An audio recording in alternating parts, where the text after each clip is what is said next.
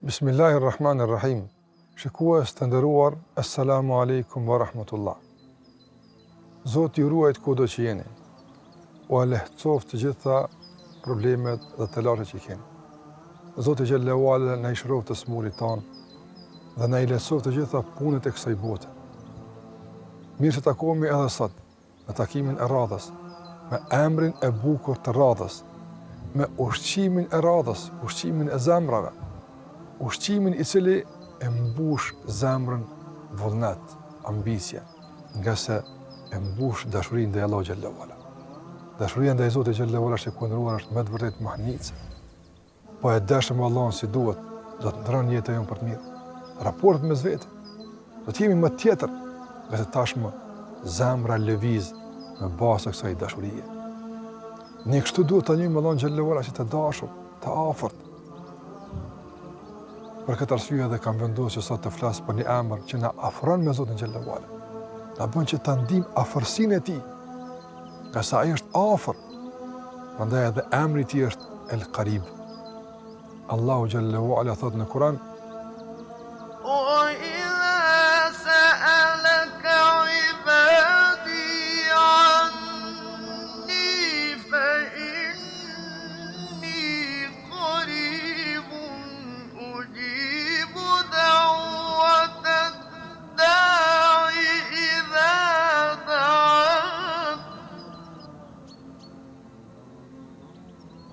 kur të pyesin ty robt e mi për mua, unë jam Qarib. Çka është Qarib? Qarib është ai që është afër. Afër. Është afër me çdo gjë ndaj ndokujt. E në raport me Zotin xhallahu ala, emri i Allahut El Qarib dëshmon për afërsinë e Allahut me robët e tij, për afërsinë dhe kujdesin e Allahut ndaj robëve të tij, i afër me ndëgjimin e tij, i afër me shikimin e tij, i afër me mëshirën e tij, i afër me kujdesin e tij, i afër me mbrojtjen e tij, e kështu me radhë, me të gjitha emrat dhe cilësitë e Allahut është afër robëve të tij. Prandaj ky emër i Zotit xhallahu ala me të vërtetë na jep kuptime shumë të mëdha në jetën tonë dhe ndikon tek ne në shumë aspekte që disa prej tyre do t'i përmend inshallah në vijim. E para shikues nderuar që na e jep emri i Allahut El Qarib. Ndikimi i këtij emri është fillimisht dhe gjithmonë dashuria ndaj Zotit xhallahu ala. Nga se ai është i afërt dhe ai na mundson t'i afrohemi. Prandaj fakti që Allahu na ka mundsuar t'i afrohemi atij, dhe ta kemi afër, padyshim se na bën shumë të ndihemi këndshëm, komod, krenar, ta dojmë Allahun xhallahu ala. E gjithashtu shikues ndëruar, ajo që duhet ta kuptojmë tek afërsia, Allahu xhallahu ala është afër çdo kujt për njerëzve. Afër me përsjellje, afër si dëshmitar, por ka edhe një afërsi më specifike, ku Allahu xhallahu ala është i afërt në mënyrë të posaçme ndaj disa robëve të tij. Jo për shkak të ngjyrës së tyre, jo për shkak të gjuhës së tyre, jo për shkak të pamjeve të tyre, por për shkak të veprave të tyre. Andaj thot Allahu xhallahu ala në Kur'an: Inna rahmetallahi qaribun min al-muhsinin. Mëshira e Allahut dhe shpërblimi i tij dhe kujdesi i tij janë afër njerëzve që janë bamirës.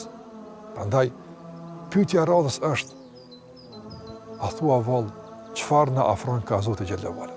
Jemi të interesuar që ne të afrohemi tek Zoti. Ai është afër me neve.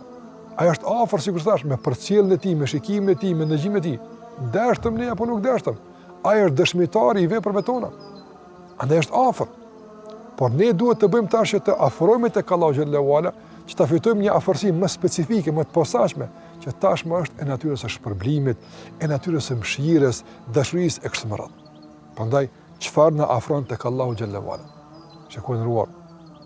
Nuk kemi çfarë të lutem për të dhënë përgjigje. Dëgjoni vetë Allahun çfarë thot. Në një hadith që e transmeton Muhamedi alayhis salam nga Zoti i tij, se Zoti e kishte mësuar Çfarë na afron tek Allahu xhallahu ala?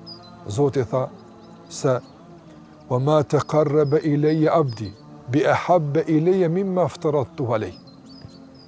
Nuk më afrohet robi mua me diç më të dashur për mua sa ajo që ja kam bërë të obliguar. Prandaj ajo që të afron më shumë tek Allahu, më shpejt tek Allahu, ajo që të afron më mirë tek Zoti xhallahu ala, madje rruga vetme që të afron tek Zoti është ti kryesh obligimin ndaj tij. Namazi është afërsi. Namazi është afrim tek Zoti xhallahu ala, është komunikim me Allahun te barekuhu teala. Agjërimi është afrim. Respekti ndaj prindërve është afrim. Bamirësia ndaj njerëzve është afrim. Gjitha këto janë obligime që Zoti na detyroi, na ngarkoi me to. Prandaj ne duhet t'i kryejmë. Sa herë t'i kryejmë, afrohemi tek Zoti xhallahu ala. Dhe Allahu na ruaj. Ky na jep edhe një kuptim tjetër që nën kuptohet nga kjo çësika. Se nëse nuk afrohemi tek Allahu me obligime, i praktikojmë obligimet, nuk kupton se fatkeqësisht mund të largohemi nga Zoti xhallahu ala. Nuk kemi llogari. Nuk di si jetojmë na larg Zotit xhallahu ala. Para mendoni fëmijë i braktisur nga nëna, si jeton? Si mund bie tën fëmia pa nën, pa babë?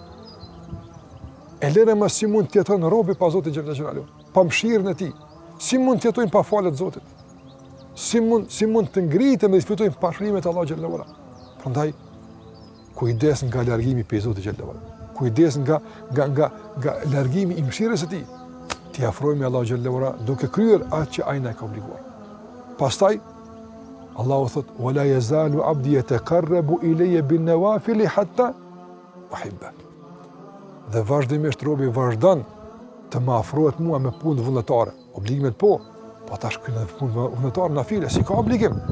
Po nga dashuria për Allah, nga kënaqësia për të adhuruar, vazhdon të afrohet Allahut. Vazhdon të afrohet Allahut. Dhe Allahu thot: "Kur të më afrohet edhe me këtë punë, unë e dua atë pastaj." Shiko, afrimi ndaj Allahut të mundson që ta fitosh epitetin i dashuri i Zotit. Ato që Allahu xhallahu ala don. Prandaj afrohemi tek Allahu xhallahu ala me këtë punë. Ne mësojmë këtë afrim përmes fjalës së Allahut, përmes udhëzimeve të Muhamedit sallallahu alaihi wasallam. Atje është mësimi se çfarë don Allahu dhe çfarë nuk don Allahu, çfarë na afron tek Allahu dhe çfarë na largon nga Allahu xhallahu ala. Andaj të kujdesemi për atë që na afron ka Zoti dhe të ruhemi nga ajo që na largon nga Allahu xhallahu ala. Sot njerëzit shikuar të ndruar fatkeqësisht për të ofruar afër ndokujt që kanë interes, nuk shikojnë se apo afrohen ka Allahu apo largohen nga Allahu. Sa herë na ka ndodhur që për të ofruar nga ndokujt për njerëzve, për të fituar ndoshta për krahin e tyre, për të fituar diçka materialisht për tyre, jemi larguar nga Allahu xhallahu ala. Nuk është kjo reflektim i duhur dhe edukat e duhur në raport me Allahun xhallahu ala. Ne duhet të afrohemi me të tjerët, patjetër, po duke ruajtur afërsinë me Allahun xhallahu ala. Jo të afrohemi ndokon duke larguar nga Allahu xhallahu ala, por të afrohemi me të tjerët duke mbetur të afërt me Allahun xhallahu ala. Madje afërsia me të tjerët na bën që edhe më afërt jemi Allahu xhallahu ala, e jo më larg prej tij. Gjithashtu, nga ajo që duhet ta kuptojmë nga emri Allahut El-Qarib është se Allahu këtë emër e ka përmendur në kuadër të trajtimit të temës së lutjes. Andaj Allahu është afër, na dëgjon, i dëgjon pashpëritet, i dëgjon lutjet tona. Prandaj timi të bindur se lutjet tona që i drejtojmë Allahut nuk shkojnë hoq. Disa njerëz gënjen, shikojnë ruar. Të shprovon, u lut apo nuk u përgjigj. Do të vijë përgjigje. Gjithsesi, nuk duhet të dyshojmë kur në përgjigjen e lutjeve. Gjithsesi do të vijë nga se Allah është El-Qarib. Ai tha: "Kur të pyesin ty robët e mi për mua, unë jam afër, i përgjigjem lutjes atij që më thret." Pikërisht tek emri i afërt e ka përmend premtimin se përgjigjet. Mirë, po ku është problemi? Përgjigjen këtë pyetje e dha vet Omeri radhiyallahu ta'ala anhu. Ku është problemi që sot po lutemi, po jo të gjitha po përgjigjet Allahu në atë që ne po lutemi? Përgjigja është tek Omeri fillimisht e pastaj edhe një përgjigje tjetër që e kompleton përgjigjen e këtë dilemë që shumica e njerëzve e kanë. E para, Omeri tha: "Inni la ahmilu hamma al-ijaba, innama ahmilu hamma ad-da'wa." Unë nuk e barti galën e përgjigjes. E di që kjo është e sigurt, kjo do të vijë. E çfarë gale bart ti Omer? Tha, unë e barti galen, brenga ime është tek lutja ime. A thua valli jam lutur si duhet? Nga se ka pengesa, si kundëruar. Ka pengesa që pengojnë përgjigjen e lutjes, jo nga ana e Allahut. Allahu xhallahu gjithmonë përgjigjet, por pengesat ne i vendosim. A nuk janë mëkatet pengesa? Mëkate mëdha. Ushqimi haram, pasuria haram është pengesë i kundëruar, pengon ardhin e përgjigjes. Padrejësia, zullumi është pengesë. Prandaj ne duhet ta bartim galën tonë se nga ana jon është rruga e hapur për të përgjigjur lutja. Nga ana e Zotit gjithmonë është e hapur. Të jemi të kujdesshëm për rregullat e duas, për edukatën e duas, për ato që e pengojnë përgjigjen e duas. Kjo është e jona. Dhe gjithashtu ajo që duhet ta dim tek përgjigjja e lutjes është, sikur ndëruar se ne e lutim Allahun që të na përgjigjet me një aspekt, ndërsa ai e din më mirë se çfarë neve na bën dobi. Prandaj ne e lutim Allahun për këtë dhe presim këtu përgjigje. Nëse këtu nuk vjen përgjigje, por sikur që tha i dërguari sallallahu alaihi wasallam, se Allahu i përgjigjet robët në njërin nga këto tre mënyra. Dëgjoni me vëmendje. Allahu përgjigjet gjithsesi në njërin nga këto tre mënyra. Ose i jep robët atë që ka kërkuar të përgjigjet, ose ndonjë e keqe që ka pas me goditur e robi nuk e din. Nuk din me lutë Allahun largoma këtë, ndërsa Allahu e din se kjo ka mundësi me godit. Allahu nuk i përgjigjet në këtë lutje nga se tek e fundit humbja kësaj kërkese nuk i shkakton dëme të mëdha. Nëse ardhi asaj fatkeqësie mund të shkakton dëme të mëdha dhe Allahu i orienton përgjigjen në largimin e fatkeqësisë, edhe pse privohet nga kërkesa që ka kërkuar. Sa është kjo madhështore. Shikoni këtë kujdes të Allahut ndaj neve, si na ruan. Ai të është përgjigj, po ti nuk e ke kuptuar përgjigjen. Do ta kuptosh një ditë, qoftë këtë botë ose në botën tjetër, por gjithsesi bëj bindur se El Qarib të përgjigjet. Prandaj lutem, mos u zhgënjeni, mos u mërzitni, mos u dorëzoni kurrë. Por gjithmonë ta lutim Allahun xhallahu. Dhe për çdo gjë. Dhe e treta tha i dërguar Elsa, që fitojmë nga lutja është se nëse në këtë botë nuk të përgjigjet kushtimisht, ta ruan, ta deponon që të shpërblen për këtë lutje ditën kur ke nevojë më shumë ti për këtë. Ditën e gjykimit.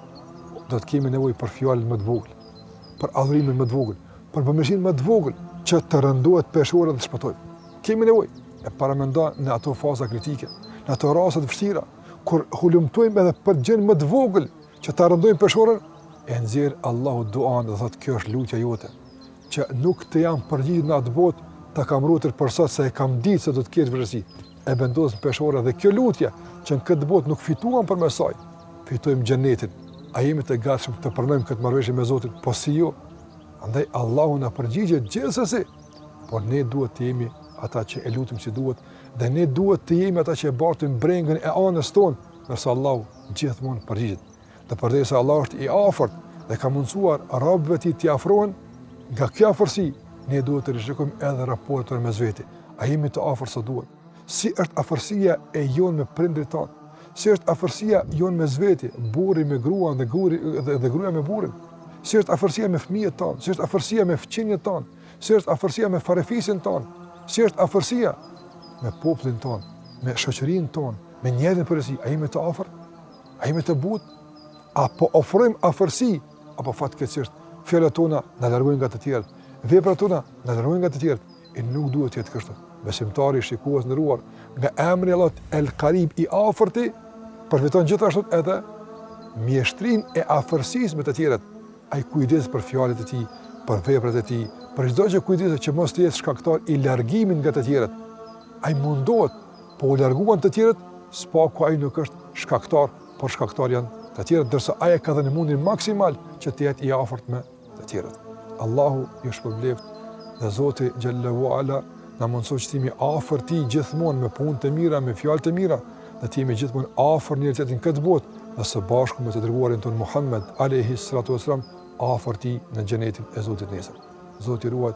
Assalamu alaikum wa rahmatullah.